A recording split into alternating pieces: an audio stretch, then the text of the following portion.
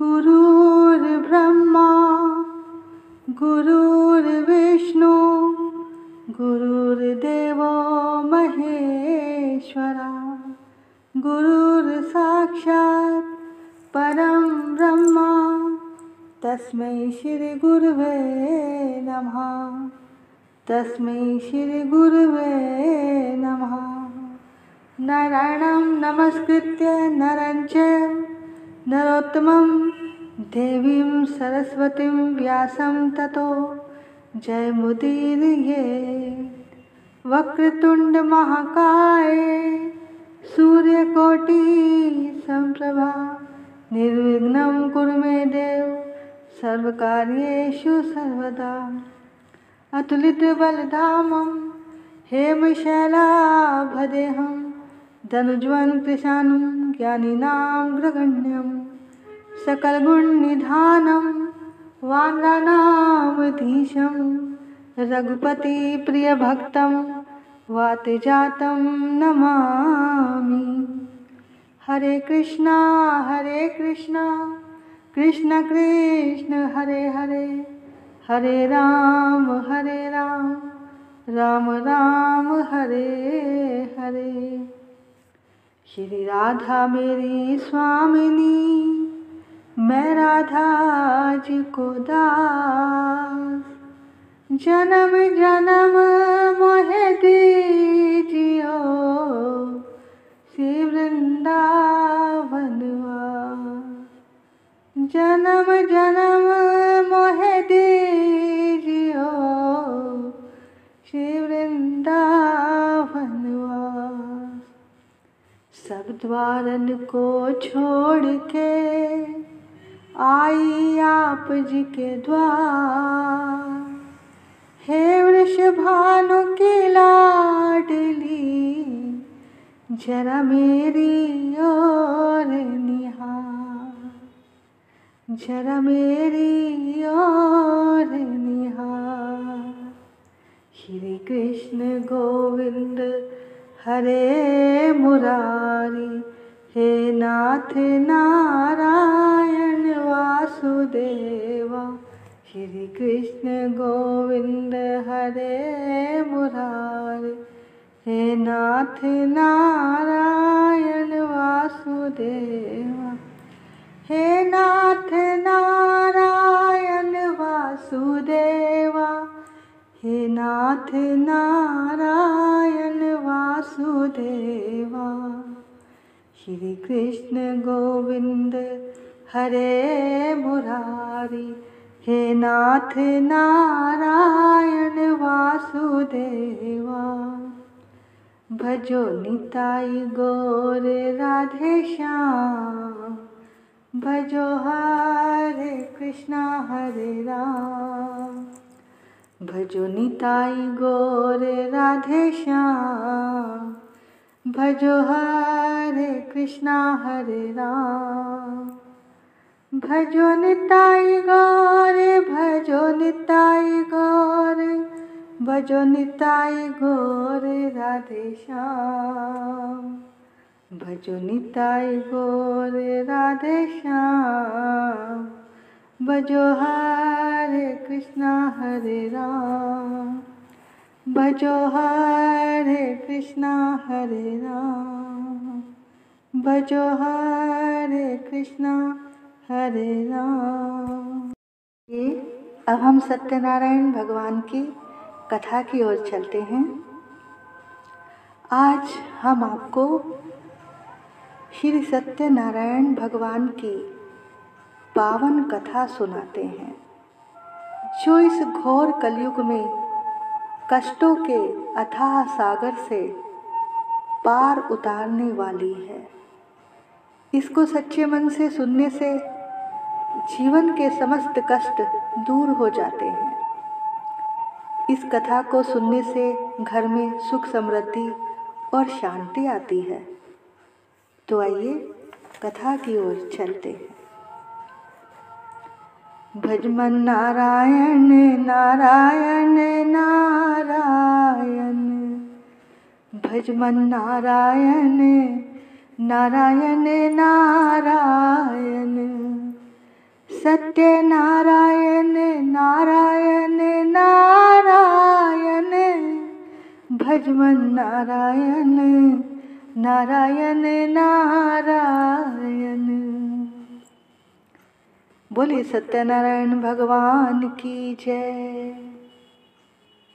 एक समय नैमिषारण्य तीर्थ में शौनकादि 88,000 ऋषियों ने श्री सूत जी से पूछा, हे प्रभु, इस कलयुग में वेद विद्या रहित मनुष्यों को प्रभु की भक्ति किस प्रकार से मिलेगी तथा उनका उद्धार कैसे होगा? इसलिए कोई ऐसा तप कहिए जिससे थोड़े समय में ही पुण्य प्राप्त हो जाए और मनोकामना भी पूर्ण हो जाए। तब सर्वशास्त्र ज्ञाता श्री सूत जी बोले, हे वैष्णवों में पूज्य, आप सबने प्राणियों के हित की बात पूछी है। अब मैं उस श्रेष्ठ व्रत को आप लोगों से कहूँगा जिस व्रत को नारद जी ने लक्ष्मी नारायण से पूछा था और लक्ष्मीपति ने मुनि श्रेष्ठ नारद जी से कहा था। सो ध्यान से सुनो। एक समय योगीराज नारद जी दूसरों के हित की इच्छा से अनेक लोकों में घूमते हुए मृत्यु लोक में आ पहुँचे। यहाँ अनेक योनियों से जन्मे हुए प्राय सभी मनुष्यों को अपने कर्मों द्वारा अनेकों दुखी से पीड़ित देखकर सोचा, किस यत्न के करने से निश्चय ही प्राणियों के दुखों का नाश हो सकेगा। ऐसा मन में सोचकर विष्णु लोक को गए। वहाँ श्वेत वर्ण और 4 भुजाओं वाले देवों के ईश नारायण को देखकर, जिनके हाथों में शंख चक्र गदा और पद्म थे तथा वरमाला पहने हुए थे, देखकर स्तुति करने लगे। प्रभु शंख चक्र गदा पद्म धारी, नमस्कार तुझको ए नटवर मुरारी।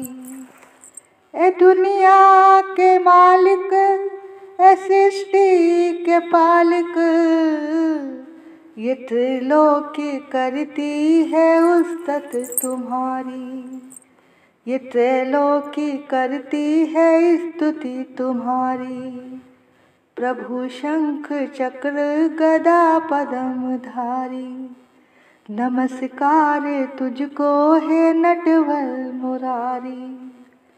मैं दुनिया को ठुकरा शरण तेरी आया, मैं दुनिया को ठुकरा शरण तेरी आया। मेरी लाज रखियो ए बांके बिहारी, मेरी लाज रखियो ए बांके बिहारी। प्रभु शंख चक्र गदा पद्म धारी, नमस्कार तुझको ए नटवर मुरारी। हे भगवान, आप अत्यंत शक्ति से संपन्न हैं। मन तथा वाणी भी आपको नहीं पा सकती। आपका आदि मध्य अंत नहीं है। सृष्टि के आदि भूत व भक्तों के दुखों को नष्ट करने वाले हो। हे प्यारे, आपको नमस्कार है। नारद जी से इस प्रकार की स्तुति सुनकर विष्णु भगवान बोले, हे मुनिश्रेष्ठ, आपके मन में क्या है? आपका किस काम के लिए आगमन हुआ है? निसंकोच कहो।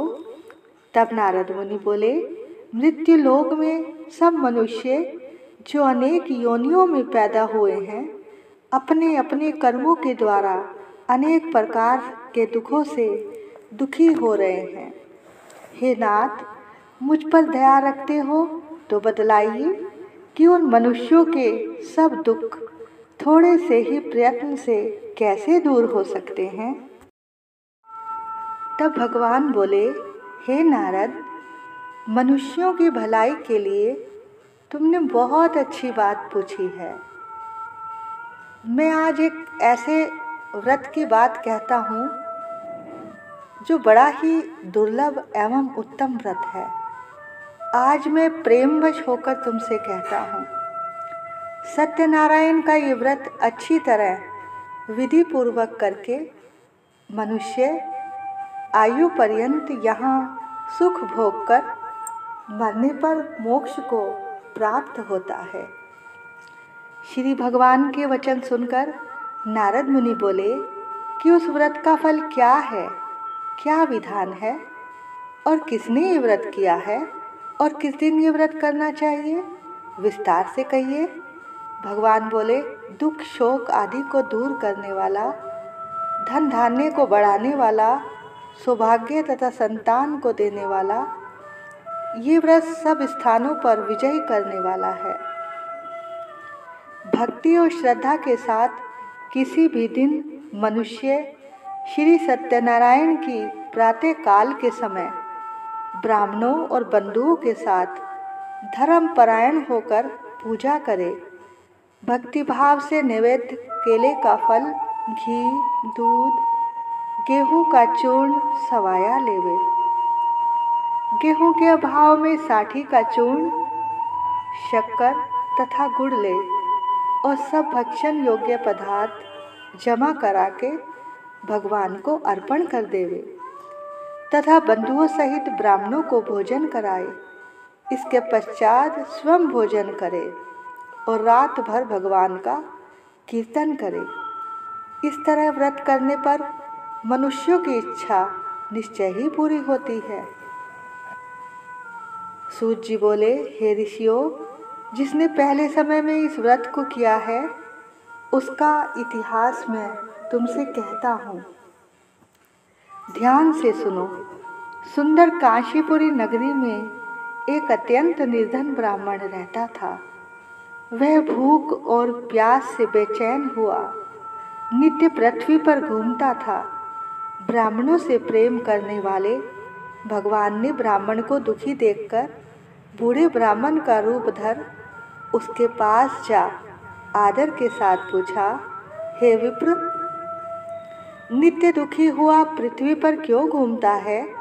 हे श्रेष्ठ ब्राह्मण, ये सब मुझसे कहो, मैं सुनना चाहता हूँ। ब्राह्मण बोला, मैं निर्धन ब्राह्मण हूँ, भिक्षा के लिए पृथ्वी पर फिरता हूँ।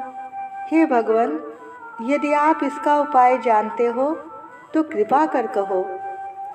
वृद्ध ब्राह्मण बोला कि सत्यनारायण भगवान मनवांछित फल देने वाले हैं, इसलिए हे ब्राह्मण, तू उनका पूजन कर, जिसके करने से मनुष्य सब दुखों से मुक्त होता है। ब्राह्मण को व्रत का सारा विधान बतलाकर बूढ़े ब्राह्मण का रूप धारण करने वाले सत्यनारायण भगवान अंतर्ध्यान हो गए। जिस व्रत को वृद्ध ब्राह्मण ने बतलाया है, मैं उसको अवश्य करूँगा, ऐसा सोचकर उसे रात में नींद भी नहीं आई और सुबह उठ के वो भिक्षा के लिए चला गया। उसको भिक्षा में बहुत सा धन मिला, जिससे उसने बंधु बांधवों के साथ सत्यनारायण जी का व्रत किया। इसके करने से वह ब्राह्मण सब दुखों से छूटकर अनेक प्रकार की संपत्तियों से युक्त हुआ। उस समय से वह ब्राह्मण हर मास व्रत करने लगा। इस तरह सत्यनारायण भगवान के व्रत को जो करेगा वो मनुष्य सब दुखों से छूट जाएगा। इस तरह नारद जी से नारायण का कहा हुआ ये व्रत मैंने तुमसे कहा। हे विप्रो, मैं अब और क्या कहूँ? ऋषि बोले, हे मुनीश्वर, संसार में इस ब्राह्मण से सुनकर किस किसने इस व्रत को किया, हम ये सब कुछ सुनना चाहते हैं। सूत जी बोले, हे मुनियों, जिसने इस व्रत को किया है वह सब सुनो। एक समय एक ब्राह्मण धन और ऐश्वर्य के अनुसार बंधु बांधवों के साथ व्रत करने को तैयार हुआ। उसी समय एक लकड़ी बेचने वाला बूढ़ा आदमी आया और बाहर लकड़ियों को रखकर ब्राह्मण के मकान में गया। प्यास से दुखी लकड़हारा उनको व्रत करते देखकर ब्राह्मण को नमस्कार कर कहने लगा कि आप ये क्या कर रहे हैं और इसके करने से क्या फल मिलता है, कृपा करके मुझे भी बताइए। ब्राह्मण ने कहा, सब मनोकामनाओं को पूर्ण करने वाला ये सत्यनारायण भगवान का व्रत है। इसकी ही कृपा से मेरे यहाँ धन धान्य आदि की वृद्धि हुई है। ब्राह्मण से इस व्रत के बारे में जानकर लकड़हारा बहुत प्रसन्न हुआ। चरणामृत ले और प्रसाद खाने के बाद अपने घर को गया। लकड़हारे ने अपने मन में इस प्रकार संकल्प किया कि आज नगर में लकड़ी बेचने से जो धन मिलेगा उसी से सत्यनारायण देव का उत्तम व्रत करूंगा।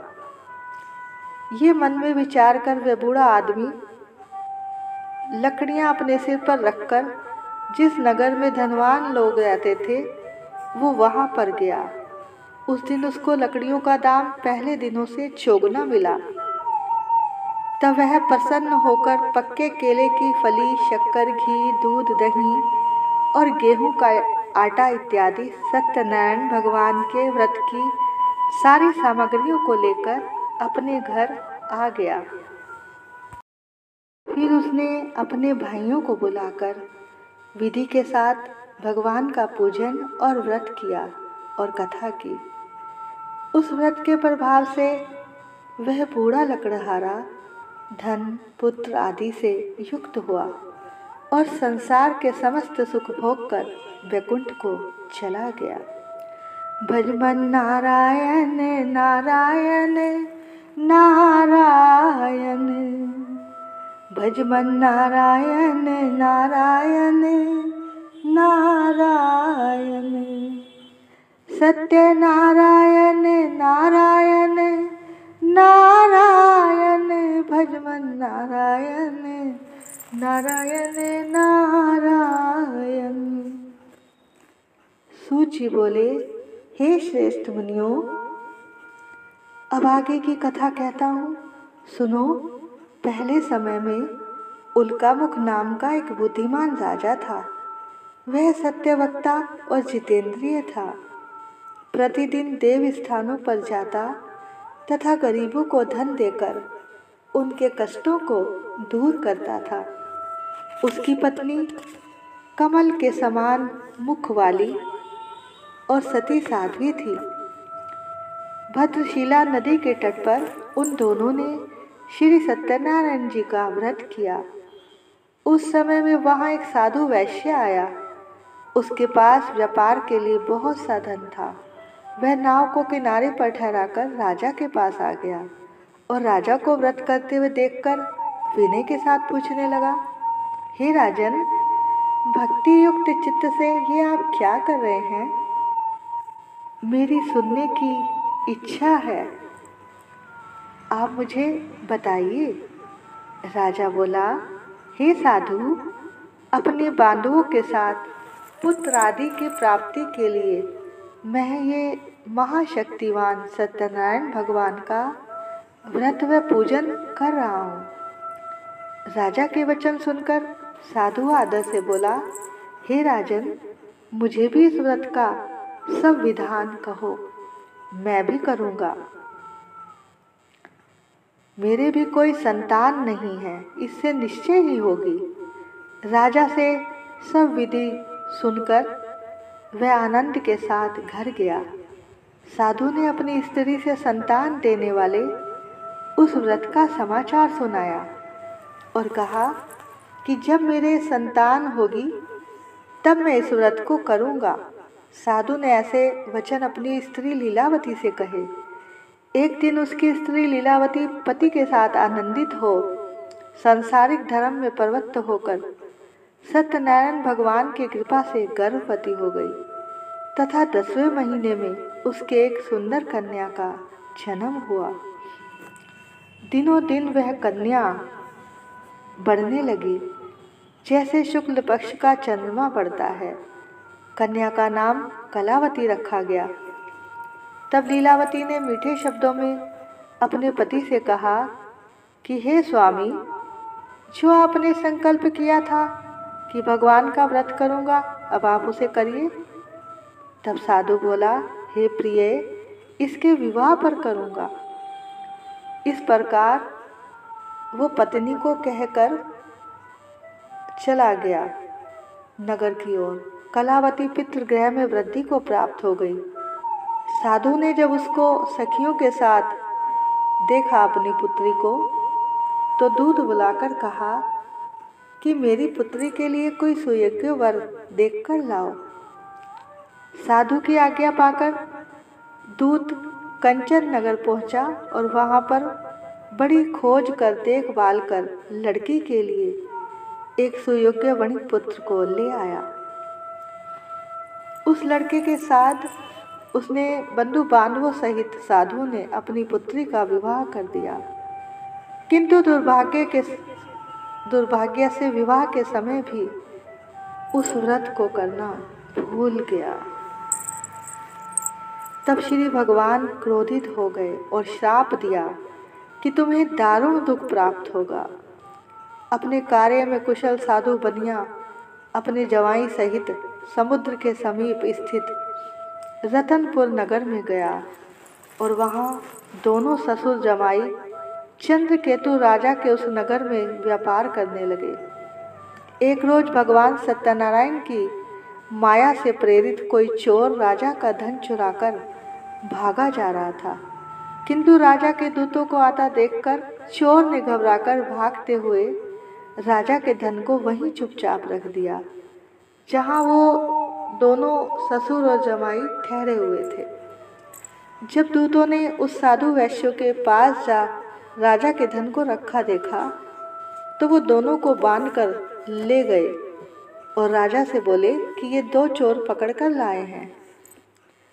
तब राजा की आज्ञा से उनको कठोर कारावास में डाल दिया गया और उनका सब धन छीन लिया गया। सत्यनारायण भगवान के श्राप द्वारा उनकी पत्नी भी घर पर बहुत दुखी हुई और घर पर जो धन रखा था चोर चुरा कर ले गए।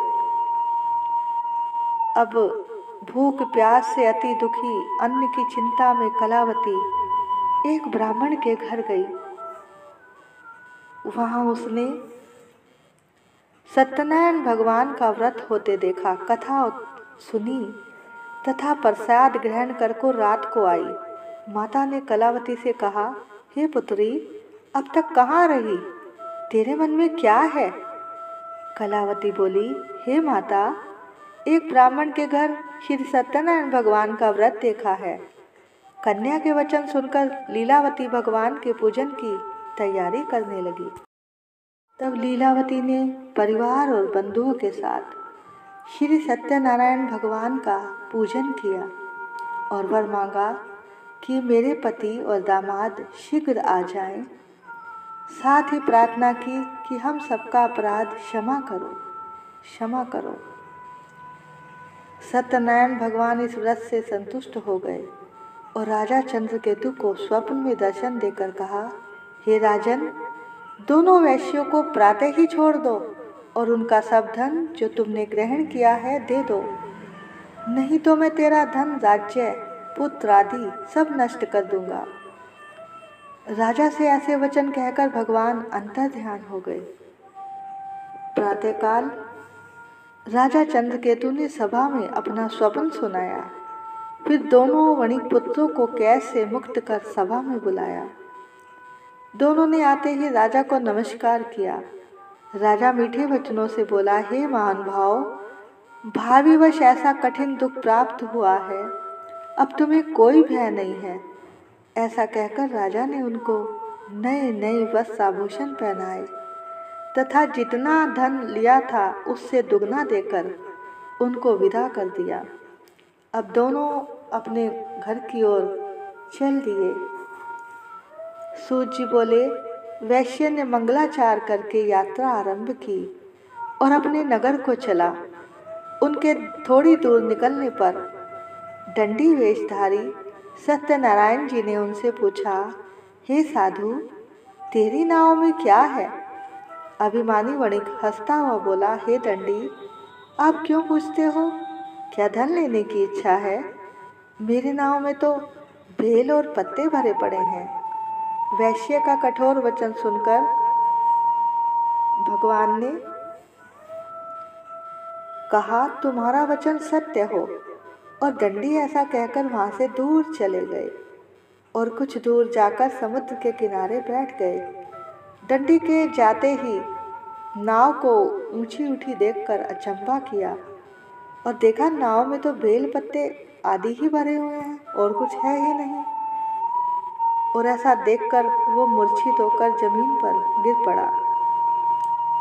मूर्छा खुलने पर अत्यंत शोक प्रकट करने लगा। तब उसका दामाद बोला कि आप शोक न करें, ये दंडी का श्राप है, हमें उन्हीं की शरण में चलना चाहिए, तभी हमारी मनोकामना पूर्ण होगी।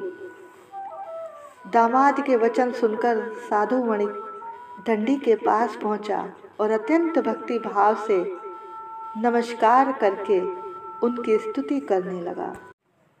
हुआ है अपराध मुझसे भारी, क्षमा हो स्वामी, क्षमा हो स्वामी।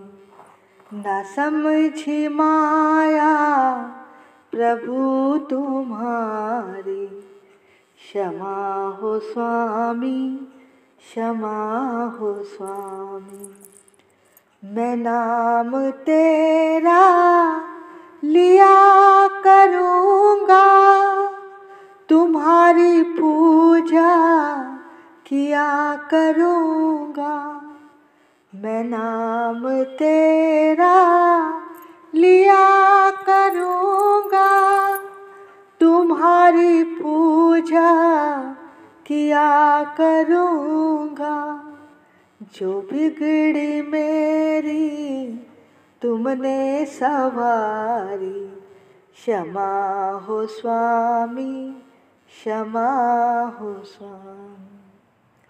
हुआ है अपराध मुझसे भारी, क्षमा हो स्वामी, क्षमा हो स्वामी।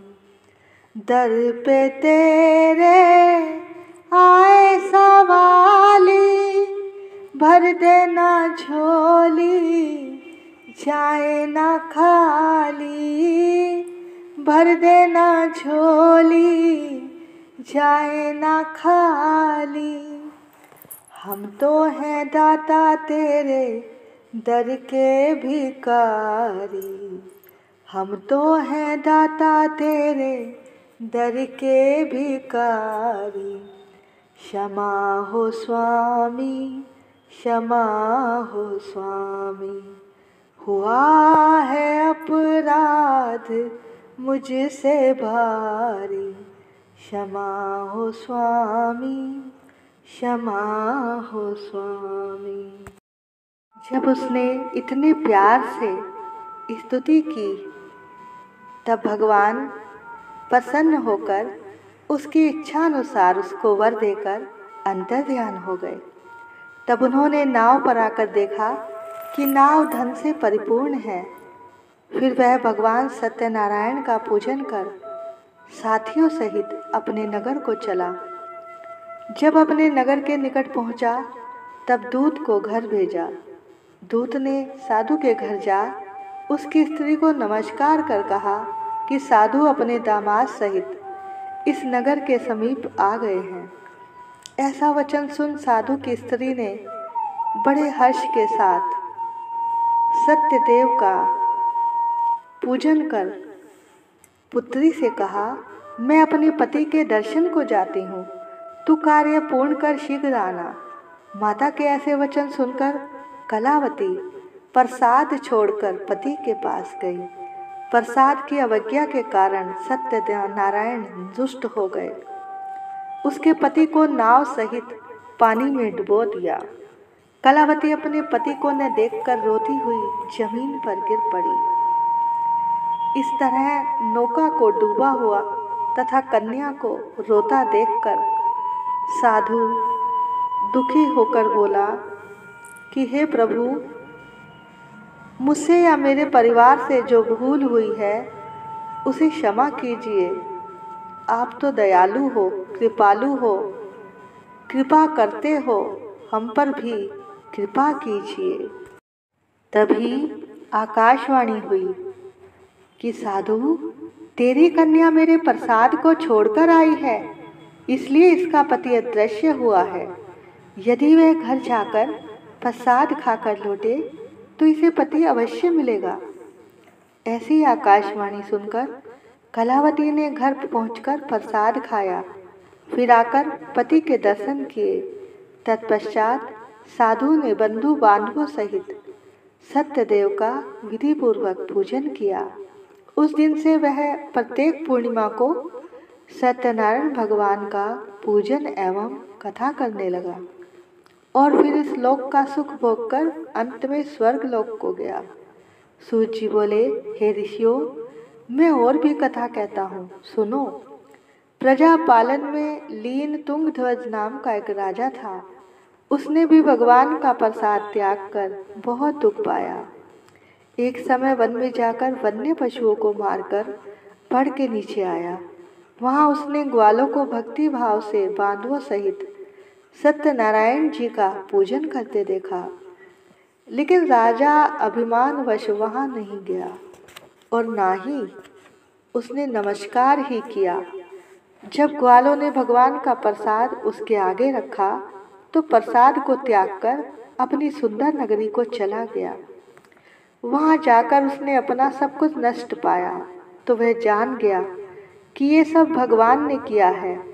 तब वह विश्वास कर ग्वालों के पास गया और विधि पूर्वक पूजन कर प्रसाद खाया तो सत्यदेव की कृपा से जैसा पहले था सब वैसा ही हो गया। फिर दीर्घ काल तक सुख भोग कर मरने पर स्वर्ग लोक को गया। जो मनुष्य इस परम दुर्लभ व्रत को करेगा, भगवान की कृपा से उसे धन धान्य की प्राप्ति होगी तथा सब मनोरथ पूर्ण होकर अंत में वैकुंठ धाम को जाता है। जिन्होंने पहले इस व्रत को किया, अब उनके दूसरे जन्म की कथा कहता हूँ। वृद्ध शतानंद ब्राह्मण ने सुदामा का जन्म लेकर मोक्ष को पाया। उल्कामुख नाम का राजा दशरथ होकर वैकुंठ को प्राप्त हुआ। साधु नाम के वैश्य ने मोर ध्वज बनकर अपने पुत्र को आरे से चीरकर मोक्ष को प्राप्त किया। महाराज तुंगध्वज ने स्वयंभू होकर भगवान में भक्ति युक्त कर्म कर मोक्ष को प्राप्त किया। बोलो सत्यनारायण भगवान की जय, विष्णु भगवान की जय। आइए अब सभी खड़े हो जाइए, आरती करेंगे। जय लक्ष्मी रमणा स्वामी, जय लक्ष्मी रमणा। सत्यनारायण स्वामी, सत्यनारायण स्वामी, जनपातक हरणा। जय लक्ष्मी रमणा। रतन जड़ित सिंहासन अद्भुत छवि राजे, स्वामी अद्भुत छवि राजे। नारद करत निरत नित घंटा ध्वनि बाजे। जय लक्ष्मी रमणा। प्रगट भये कलि कारण, द्विज को दरस दियो। बूढ़ो ब्राह्मण बन कर, बूढ़ो ब्राह्मण बन कर कंचन महल कियो। जय लक्ष्मी रमणा। दुर्बल भील कराल इन पर कृपा करी। चंद्रचूड़ एक राजा जिनकी विपत्ति हरी। जय लक्ष्मी रमणा। वैश्य मनोरथ पायो, श्रद्धा तज दीनी। सो फल भोग्यो प्रभु जी, सो फल भोग्यो प्रभु जी फिर स्तुति कीनी। जय लक्ष्मी रमणा भाव भक्ति के कारण छिन छिन रूप धर्यो श्रद्धा धारण कीनी तिनको काज सरयो। जय लक्ष्मी रमणा ग्वाल बाल संग राजा वन में भक्ति करी मन वांछित फल दीना दीन दयाल हरि। जय लक्ष्मी रमणा चढ़त प्रसाद सवाया कदली फल मेवा धूप दीप तुलसी से राजश्री सत्य देवा। जय लक्ष्मी रमणा श्री सत्यनारायण जी की आरती जो कोई नर गावे स्वामी जो कोई नर गावे कहत शिवानंद स्वामी कहत हरि हर स्वामी मनवांछित फल पावे। जय लक्ष्मी रमणा जय लक्ष्मी रमणा स्वामी जय लक्ष्मी रमणा। सत्यनारायण स्वामी जन पातक हरणा। जय लक्ष्मी रमणा। आज कार्तिक मास का और कार्तिक प्रेम कथाओं का विश्राम दिवस है। वैसे तो कल 8 को इसका विश्राम दिवस है, पर कल ग्रहण है तो सब मंदिर बंद होंगे। तो कल आप ऐसा करना, सारा दिन भगवान का भजन और नाम जाप करना, या फिर आप ऐसा करना कि पहले दिन से लेकर आज के दिन तक की जो भी कार्तिक मास की प्रेम कथा है, आपको जो भी सुनाई है, अगर किसी की रह गई है तो उसको अवश्य सुन ले। अगर सारी भी सुनी है तब भी आप दोबारा सुन सकते हैं। तो भैया राधा रानी की कृपा से हमने आपको कार्तिक प्रेम कथा सुनाई और आप सबने बड़े प्रेम से इसका श्रवण किया। देखो, ना तो हम कोई ज्ञानी है, ना विद्वान है, और ना हमारी कोई सामर्थ्य है कथा सुनाने की। ये तो किशोरी जी की कृपा से ही उसका गुणगान होता है, और उन्हीं की कृपा से उनकी कथाओं को कोई कह पाता है और कोई सुन पाता है। तो आप पर भी उनकी बहुत बहुत कृपा है, जो आप सबने बड़े प्रेम से इन कथाओं का श्रवण किया। देखो, कितना सुंदर दिव्य महीना था जिसमें आप सबने प्रभु की दिव्य कथाओं का श्रवण किया, और हमने टूटी फूटे शब्दों में सुनाया आपको। जितने भी श्रोताओं ने इस कार्तिक प्रेम कथा का श्रवण किया है, मैं उन सबके लिए मंगल की कामना करती हूँ वृंदावन से। इन लास्ट के 5 दिनों में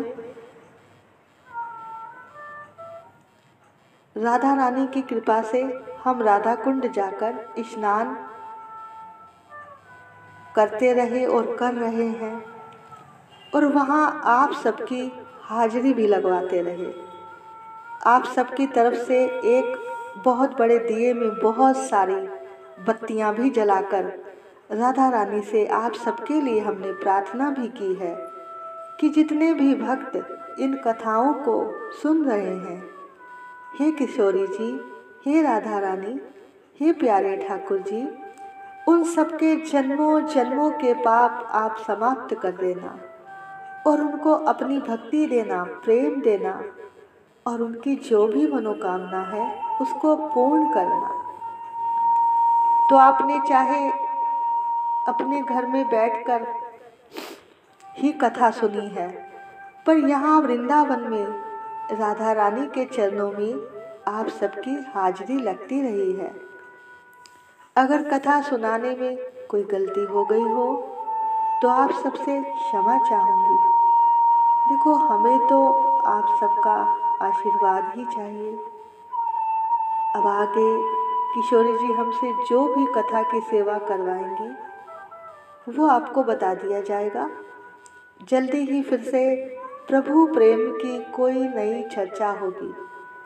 आप सबका साथ और आशीर्वाद हम पर बना रहे।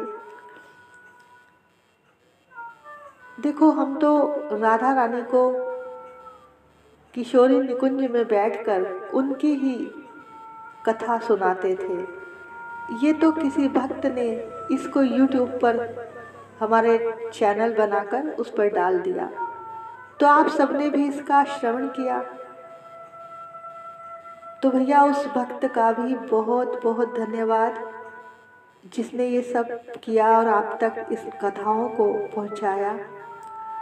उन पर भी, उनके परिवार पर भी राधा रानी की कृपा बनी रहे और आगे भी वो ये सेवा करती रहे। तो भैया आप सबको एक बार फिर से वृंदावन से राधे राधे, राधे राधे, प्रणाम, वंदन।